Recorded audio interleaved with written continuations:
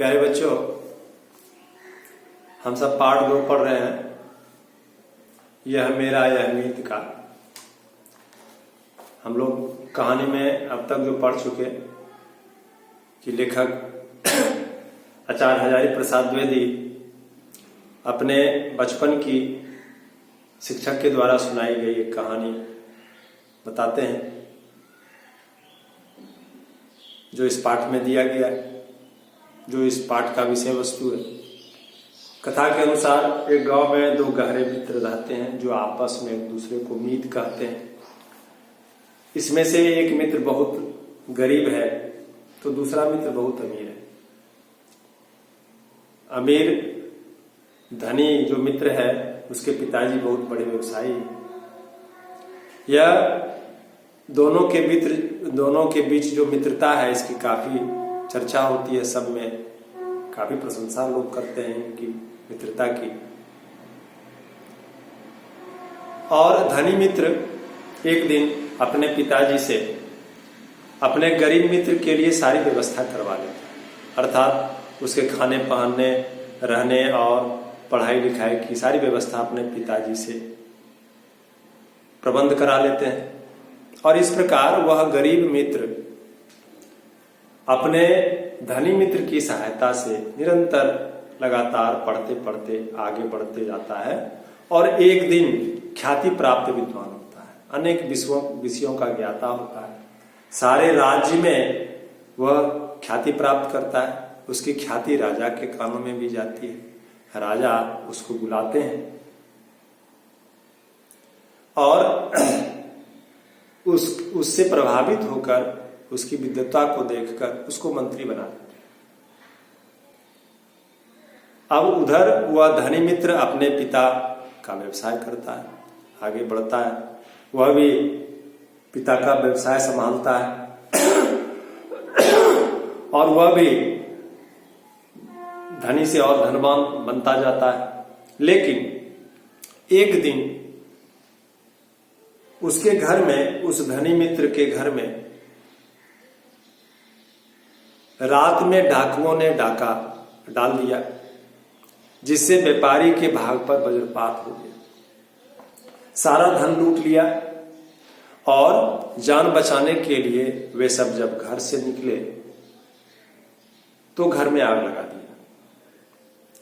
इस तरह सारी संपत्ति लूट लेने के बाद और घर जला देने के बाद उसके पिताजी बहुत मर्माहत हुए, बहुत दुखी हुए और इस शोक से वो स्वर्ग सिधार गए। अब वह बालक जो इतना धनवान था और जिसके व्यवस्था कराने से, जिसके प्रबंध करने से गरीब मित्र पढ़कर इतना बड़ा मंत्री बना, उसका वही धनी मित्र आज सड़क पर आ गया। वह क्या करता, उसके पास कोई उपाय नहीं था, दाने दाने को मुहताज हो गया। सब परिवार वह भिक्षा मांगने लगा, भिखारी की तरह भटकने लगा। एक दिन वह भीख मांगता हुआ राजधानी पहुंच गया। किसी प्रकार राजधानी में एक दिन वह सड़क के किनारे भिक्षा मांग रहा था कि उस पर उसके मित्र मंत्री की नजर पड़ी। वह पहचान गया कि यह तो हमारा मित्र है और यह इतना धनी सुखी संपन्न व्यापारी था, आज यह इस हालत में किस प्रकार। वह उसको बुलाता है अपने पास और सारी जानकारी प्राप्त कर वह बड़ा दुखी होता है, बहुत मर्माहत होता है। इसलिए वह उसके परिवार को भी बुलाकर अपने घर में मेहमान की तरह रखता है, कुछ दिनों तक खाता पिलाता है, ठहराता है और बड़ा स्वागत करता है वह मंत्री, क्योंकि उसका वह मीत है, सच्चा मीत है। इसने इसके गरीबी की स्थिति में इतनी मदद की थी, सहायता की थी, यह कभी नहीं भूल सकता है वो मंत्री। लेकिन वह व्यवसायी जो मंत्री के यहाँ उसका मीत है, रह रहा है, वह कहता है कि मैं इस प्रकार मेहमान बनकर कितने दिनों तक तुम्हारे यहाँ रहूं, ये मुझे अच्छा भी नहीं लगता। तुम ऐसा करो, कुछ मुझको धन दे दो ताकि मैं फिर से अपना व्यापार शुरू करूं। लेकिन मंत्री इतने बड़े पद पर रहकर भी, मंत्री पद पर रहकर भी उसने उतना धन अर्जन नहीं किया था, इसलिए वह तत्काल उसकी सहायता नहीं कर पाता। लेकिन एक उपाय बताता है, वह अपने मित्र को बताता है कि मित्र ऐसा करो, हमारे जो राजा हैं प्रत्येक पूर्णिमा को वह याचकों को दान करते हैं और जो पहला याचक होता है उसको वह 100 स्वर्ण मुद्राएं दान करते हैं। तुम ऐसा करो, तुम पूर्णिमा के रात में ही मेरे पास आ जाओ, मैं सबसे पहले राजा के पास पहुंचाने की तुम्हारी व्यवस्था कर दूंगा, प्रबंध कर दूंगा और तुमको 100 स्वर्ण मुद्राएं प्राप्त हो जाएंगी। और इस तरह वह रात में ही वह पहुंच जाता है और उसका मित्र मंत्री उसकी व्यवस्था करता है। वह सबसे पहले राजा के पास पहुंचता है और राजा से उसको 100 स्वर्ण मुद्राएं प्राप्त हो जाती है। वह 100 स्वर्ण मुद्राएं लेकर बड़ा खुश होता है, बहुत प्रसन्न होता है। अब उनसे वह प्रसन्न हो जाता है, अब वह बड़ा खुश हो जाता है, बड़ा प्रसन्न होकर घर आता है। इस तरह जब उसको स्वर्ण मुद्राएं मिल जाती है तो वह अपने परिवार में आकर सुख पूर्वक रहने लगता है। फिर अपने नगर लौटकर फिर अपने व्यापार की योजना बनाता है। धन इसलिए तो उसने मांगा था अपने मित्र से। अब उसको जब 100 स्वर्ण मुद्राएं प्राप्त हो जाता है तो वह व्यापार करने की योजना बनाता है, वापस अपने घर लौट आता है और फिर दोनों मित्र गले मिलते हैं और फिर सब परिवार वह अपने वापस घर आ जाता है। इधर मंत्री भी अपने राजकाज में लग जाता है। ऊंचा पद है, काम बड़ा है, इसलिए वह अपने काम में ईमानदारी पूर्वक उसमें मशगूल रहता है, समय बीतता है। और इधर उसका व्यापारी मित्र जिसको उसने 100 मुद्राएं दिलाकर सहायता की है, वह भी अपने नगर लौटकर अपने व्यवसाय में लग जाता है। वह पहले तो उसका व्यवसाय का अनुभव था, लेकिन अब तो वह दुख का मारा था। और जब व्यक्ति दुख का मारा होता है, कठिन परिस्थितियों का सामना किया रहता है, चुनौतियों का जब आदमी सामना करता है तो उसके साहस में वृद्धि होती है, उसके अनुभव में वृद्धि होती है। भले उस समय तक उसको लगता है कि हमको कष्ट झेलना पड़ा, लेकिन एक लाभ दुख में ये होता है कि जो दुखी होता है उसके पास अनुभव का भंडार हो जाता है, उसके पास आत्मविश्वास पैदा हो जाता है, साहस बढ़ जाता है, हिम्मत बढ़ जाता है। तो अब वह कुछ पहले से ज्यादा अनुभवी था, अब उसके पास धन भी था, इसलिए व्यापार में उसने अपना सारा अनुभव, अपनी सारी शक्ति और अपना सारा बुद्धि उसने लगा दिया।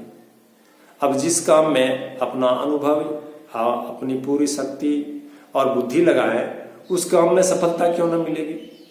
अवश्य ही सफलता मिलेगी, इसको सफलता मिलेगी। इस व्यापारी का फिर से व्यापार चमक उठा। अब उधर जो मंत्री था, मंत्री तो था बड़ा संपन्न, चूंकि मंत्री था, महल में रहता था, सोने चांदी के बर्तनों में खाता था और हाथी घोड़ा रथ इसका उपभोग करता था, संपन्न था, लेकिन सुखी नहीं था। संपन्नता और सुखी होना, प्राय लोग सोचते हैं कि दोनों में संबंध है। संपन्न होने का मतलब हुआ कि सुख सुविधाओं से लैस होना।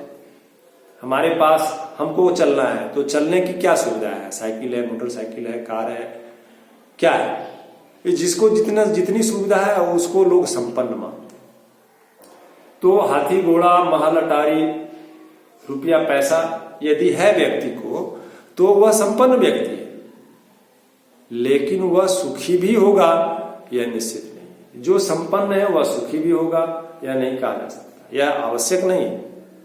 और जो सुखी है वह संपन्न होगा यह भी आवश्यक नहीं, क्योंकि सुख और दुख का संबंध किसी वस्तु पदार्थ से नहीं।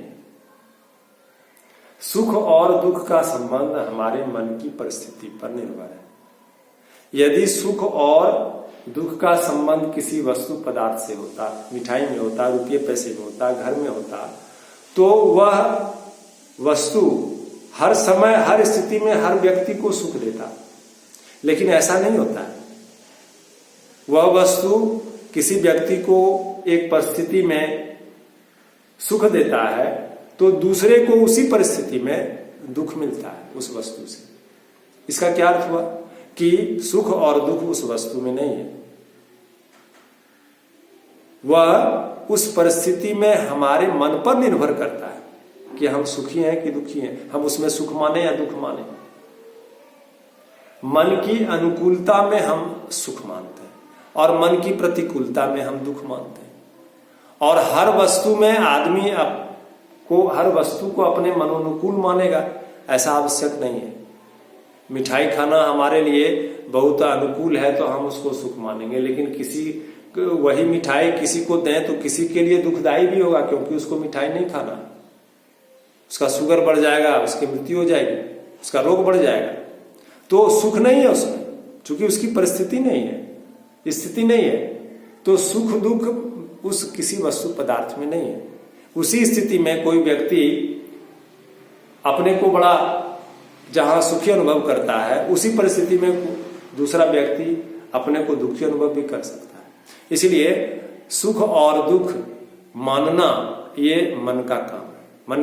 मन इसके लिए स्वतंत्र है। इसलिए वस्तु पदार्थ से सुख दुख का संबंध नहीं। इसलिए लेखक कहते हैं कि मंत्री तो संपन्न था लेकिन सुखी नहीं था। धन्यवाद।